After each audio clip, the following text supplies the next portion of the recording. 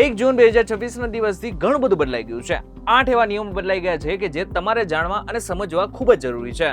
સિલિન્ડરના ભાવથી લઈને યુપીઆઈના જે ટ્રાન્ઝેક્શન તમે કરી રહ્યા છો એમાં ઘણો બધો બદલાવ આવી ગયો છે। આ સાથે જ પેટીએમ અને પાન કાર્ડના નિયમો પણ બદલાઈ ગયા છે। પરંતુ એ 8 નિયમો કયા કયા બદલાયા છે એ જો તમારે જાણવું હોય તો ધ્યાનથી સાંભળજો। હું તમને એક વાત કહું।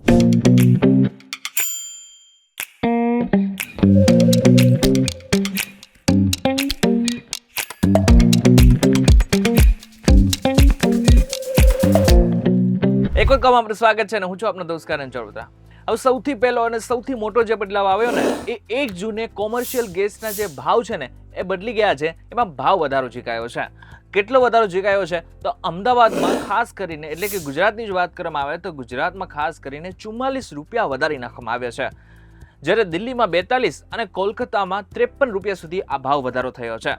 જેને જ કારણે હવે આગળના સમયમાં જે નવો ભાવ છે ને એ કોમર્શિયલ ગેસનો 3135 સુધી પહોંચી ગયો છે। પરંતુ મહત્વની વાત તો એ છે કે જે એલપીજી ગેસનો બાટલો છે એટલે કે જે આપણા ઘરમાં વાપરવામાં આવતો જે ગેસનો બાટલો છે એમાં કોઈ પણ જાતનો બદલાવ લાવવામાં આવ્યો નથી। એટલે કે એ 920 એમના એમ જ ભાવ છે। એટલે આગળના સમયમાં શું થશે, તમારા ઘરના બજેટમાં તો મોટા ભાગે કંઈ ફેરફાર નહીં થાય, પરંતુ આગળના સમયમાં તમારે જો બહાર જમવા જવું હશે ને તો ચોક્કસથી એના ભાવ વધી જશે। બીજું અને તમારે ખૂબ જ જાણવા જેવું છે અને એ જે યુપીઆઈનું તમે જે ટ્રાન્ઝેક્શન કરો છો ને એની અંદર હવે નવી ફેસિલિટી આવવા જઈ રહી છે જે આ મહિનેથી લાગુ થઈ શકે છે।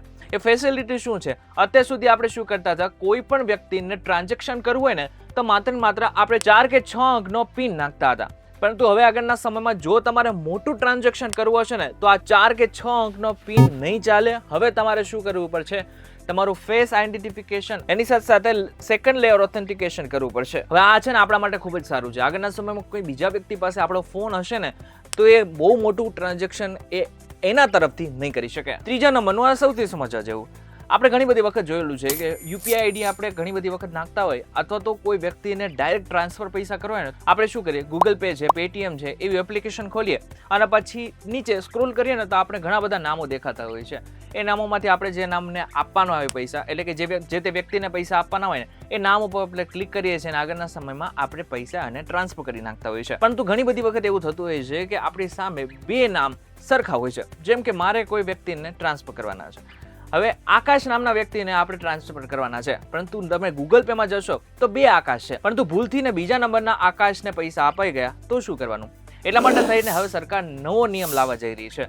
એ નવો નિયમ શું છે, આગળના સમયમાં તમારે જે તે વ્યક્તિને ટ્રાન્સફર કરવા હશે ને પૈસા તો યુપીઆઈ આઈડી નાખતા પહેલા અથવા તો પિન નાખતા પહેલા તમને એ વ્યક્તિનું બેંકનું નામ દેખાશે। અત્યાર સુધી શું થતું હતું, અત્યાર સુધી બેઝિકલી નિકનેમ દેખાતું હતું, પરંતુ એ નિકનેમ નહીં દેખાય, એના બદલે ડાયરેક્ટ હવે જે તે બેંકમાં એ વ્યક્તિનું જે તે નામ હશે ને એ ડાયરેક્ટ અને આખું નામ દેખાશે। એટલા માટે થઈને આગળના સમયમાં કોઈ બીજા વ્યક્તિને પૈસા ટ્રાન્સફર ભૂલથી ને પણ નહીં થાય। ચોથું, એ પણ યુપીઆઈ આઈડીને લઈને છે અને એ જે આગળના સમયમાં તમારે યુપીઆઈ દ્વારા એટીએમમાંથી પૈસા કાઢવા હશે ને તો એ મોંઘા થઈ જવાના છે।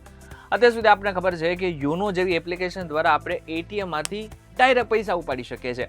જો કે આ બાદ ઘણી બધી બીજી બેંકોએ પણ આ સુવિધા લાવેલી છે, પરંતુ હવે આના ઉપર ચાર્જ મૂકવામાં આવશે। સામાન્ય રીતે બેંકો દર મહિને 3 થી 5 ફ્રી ટ્રાન્ઝેક્શન આપે છે। જો તમે યુપીઆઈ સ્કેન કરીને પણ આ મર્યાદા વટાવશો તો ડેબિટ કાર્ડની જેમ જ 21+ ટેક્સનો વધારાનો ચાર્જ ચૂકવવો પડી શકે છે। પાંચમું અને આગળના સમયમાં જે તે લોકો ટેક્સ પેયર છે ને એમના માટે ખાસ કરીને છે અને એ છે કે તમારું અડધું તમારા ટેક્સ છે ને એ 15 જૂન પહેલા તમારે સબમિટ કરી નાખવાનું છે। નાણાકીય વર્ષ 2026-27 માટે એડવાન્સ ટેક્સનો પ્રથમ હપ્તો ભરવાની છેલ્લી તારીખ 15 જૂન 2026 છે।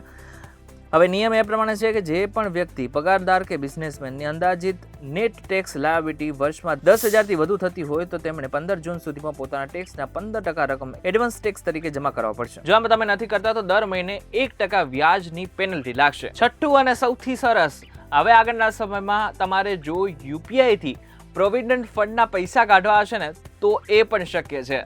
અત્યાર સુધી તમારે શું થતું હતું કે પ્રોવિડન્ટ ફંડ તમે ઉપાડો હોય ને તો બહુ જ લાંબી એક પ્રોસેસ છે, એમાંથી પસાર થઈને તમે પ્રોવિડન્ટ ફંડના પૈસા તમે ઉપાડી શકો છો, પરંતુ હવે આગળના સમયમાં યુપીઆઈ થી પણ એટલે કે હવે આગળના સમયમાં યુપીઆઈ આઈડી નાખીને તમે ડાયરેક્ટ પ્રોવિડન્ટ ફંડના પૈસા ઉપાડી શકવાના છો। સાતમો નિયમ બહુ સરસ નિયમ છે, કેશ ડિપોઝિટ વખતે અત્યાર સુધી જે પાન કાર્ડ આપણે બતાવવું પડતું હતું ને એ હવે બતાવવું નહીં પડે। જૂનો નિયમ એ છે કે અગાઉ એક દિવસમાં 50,000 કે તેથી વધુ કેશ જમા કરાવવા પર પાન કાર્ડ બતાવવું પડતું હતું, પરંતુ હવે આ લિમિટ બદલી ગઈ છે। દૈનિક 50,000ની આ મર્યાદા હટાવી દેવામાં આવી છે. હવે ટ્રેકિંગ રોજિંદા ધોરણે નહીં પરંતુ વાર્ષિક ધોરણે થશે. સમગ્ર નાણાકીય વર્ષ દરમિયાન જો તમારી કુલ કેશ ડિપોઝિટ કે પછી વિડ્રોલ 10 લાખ કે તેથી વધુ હશે તો તમારે પાન કાર્ડની વિગતો આપવી પડશે. 8મો અને છેલ્લો નિયમ, પ્રોપર્ટીને લઈને આ નિયમ બદલાઈ ગયો છે. પ્રોપર્ટીમાં જે પાન કાર્ડનો નિયમ હતો ને એ બદલી નાખવામાં આવ્યો છે. જો તમે જમીન, મકાન, દુકાનથી લે વેચ કરવાનું વિચારી રહ્યા છો તો સરકારે ટેક્સ નિયમોને થોડા હળવા કરીને મર્યાદા વધારી નાખી છે. સ્થાવર મિલકત એટલે કે ઇમૂવેબલ પ્રોપર્ટી એને જો ખરીદવી હોય કે પછી વેચાણ કરવું હોય તો પાન કાર્ડ કોટ કરવાની લિમિટ 10 લાખથી વધારીને સીધી 20 લાખ કરી નાખવામાં આવી છે. એટલે કે 20 લાખ રૂપિયા સુધીના સોદામાં પાન કાર્ડની જરૂર જ નહીં પડે. ત્યારે 8 એવા નિયમ હતા કે જે આજથી એટલે કે 1 જૂન 2026 થી બદલી નાખવામાં આવ્યો છે. ત્યાં નિયમો તમને કેવા લાગે અમને જરા કોમેન્ટ કરીને ચોક્કસથી કહેજો. વિડીયો થકી જો તમને કોઈ ઇન્ફોર્મેશન મળે તો વિડીયો લાઈક અને શેર જરૂરથી કરજો તથા આ જ ઇન્ફોર્મેટિવ વિડીયોઝ માટે PTV ડિજિટલ સાથે જોડાયેલા રહેજો.